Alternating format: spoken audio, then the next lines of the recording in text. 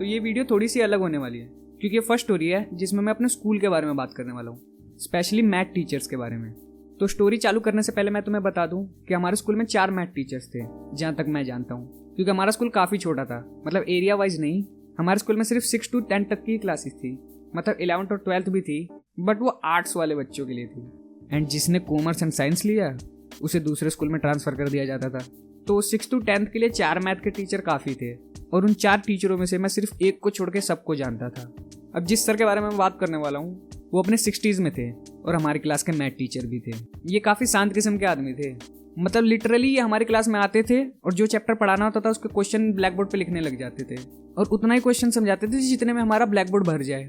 अगर black board भर गया बस ये चुपचाप बैठ जाते थे, देन हमें उसे कॉपी में लिखना होता था।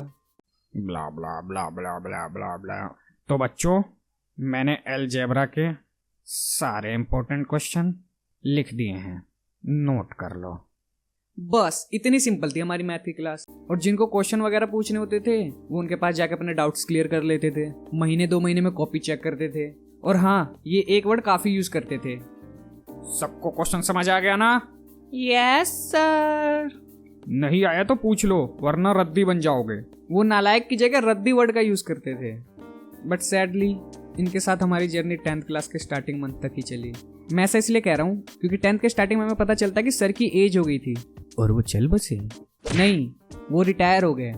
देन हमारी क्लास में एक न्यू मैथ टीचर की एंट्री होती है।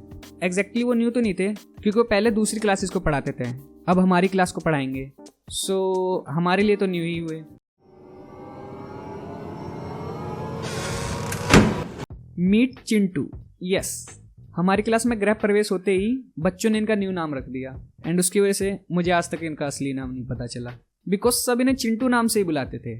सब शांत हो जाओ, चिंटू सर आ रहे हैं। इनका नाम चिंटू इसलिए पड़ा क्योंकि इनकी हाइट 4 फुट 5 इंच थी, और 15-16 साल के बच्चों के आगे काफी छोटे लगते थे, तो बच्चों ने इनका नाम चिंटू रख दिया। और ये बात इन्हें भी पता थी क्योंकि ओ बॉय, हमारी क्लास के बच्चे इतने शरीफ थे कि सर का पीरियड लगते ही ब्लैक बोर्ड पे चिंटू लिख कर बैठ जाते थे।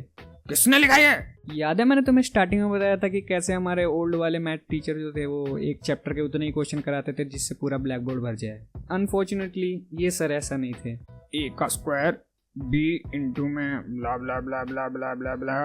जल्दी से इसे कॉपी में लिख लो, मैं 1 मिनट में मिटाने वाला हूँ।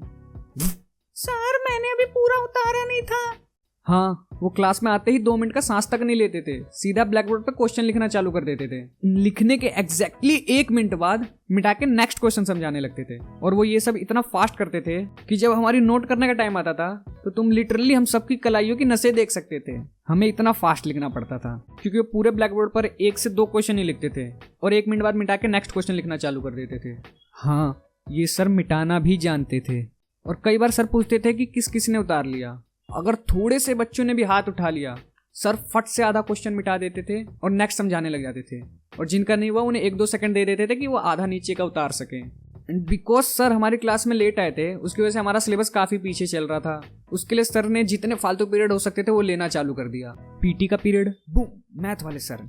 हिंदी वाली मैम नहीं आई, बूम मैथ वाले सर। असेंबली, बूम उसकी जगह क्लास में बैठ के मैथ पढ़ो। इवन आखिरी में उन्होंने प्रिंसिपल मैम से बात करके छुट्टी के बाद भी आधे घंटे की क्लास अरेंज कर ली, और हमें छुट्टी के बाद भी आधा घंटा मैथ पढ़ना पड़ता था। ये आदमी घर जाता भी है या स्कूल में बस मैथ ही पढ़ाता है? एक टाइम तक तो मुझे ऐसा लगने लग गया था कि मैं स्कूल बस मैथ ही पढ़ने जाता हूँ, और कॉपी चेकिंग की तो बात ही मत करो मुझसे। याद है हमारे लास्ट वाले सर, मैंने बोला था कि महीने में 1-2 बार कॉपी चेक करते थे, वो भी ज्यादा सीरियस तरीके से नहीं, बट ये सर हर फ्राइडे को कॉपी चेक करते थे। And you know what most worst thing all about this copy checking, कि हमें 2 कॉपी बनानी पड़ती थी। सही सुना, 2 कॉपी फॉर सेम वर्क, एक रफ एंड एक फेयर। रफ कॉपी को हमें स्कूल लाना पड़ता था, एंड उसमें वही हमें हाथ की नसें फाड़ते हुए जल्दी जल्दी लिखना पड़ता था। फिर घर जाके हमें उसी काम को फेयर कॉपी में आराम से साफ सुथरा लिखना पड़ता था। एंड आई नो अब तुम में से काफी ओवर स्मार्ट लोग बोलेंगे कि भाई तेरी जगह मैं होता ना तो रफ कॉपी में ही साफ सुथरा काम कर लेता और फ्राइडे को चेक करा देता। लेकिन नहीं, तुम ऐसा नहीं कर पाते, क्योंकि पहली बात जिस स्पीड में हमें लिखना लिखना पड़ता था उस स्पीड में शायद ही तुम्हारी राइटिंग अच्छी आ पाती। और अगर तुम्हारी हैंड राइटिंग गॉड लाइक है and you manage to write fast, फिर भी वो हमारी रफ कॉपी हर रोज चेक करते थे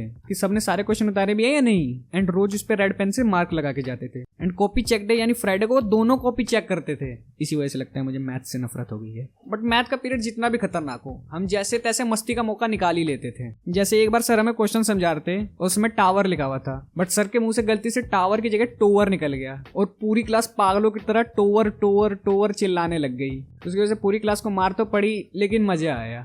बस इतने मजे लिए तूने अपने सर से। पता है हम अपने मैथ वाले सर को क्या करते थे?